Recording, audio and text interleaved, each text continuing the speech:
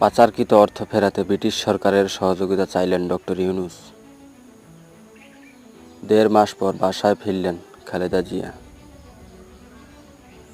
রাষ্ট্রদ্রোহ মামলায় খালাস পেলেন তারেক রহমান। নিবন্ধন পেল এবি পার্টি, প্রতীক ঈগল। মোটা অঙ্কের টাকায় বাংলাদেশের প্রভাবশালীরা আশ্রয় নিচ্ছেন ভারতে, আনন্দবাজারের প্রতিবেদন। বন্যায় ডুবছে ৫ জেলা, ৮ নদ-নদীর পানি বিপৎসীমার ওপরে। গুমের ঘটনা তদন্ত ও বিচারের জন্য কমিশন গঠন করবে সরকার। কাদের চুন্নু, রওশন, আনিসুলকে গ্রেপ্তারের দাবি তৃণমূল জাতীয় পার্টির।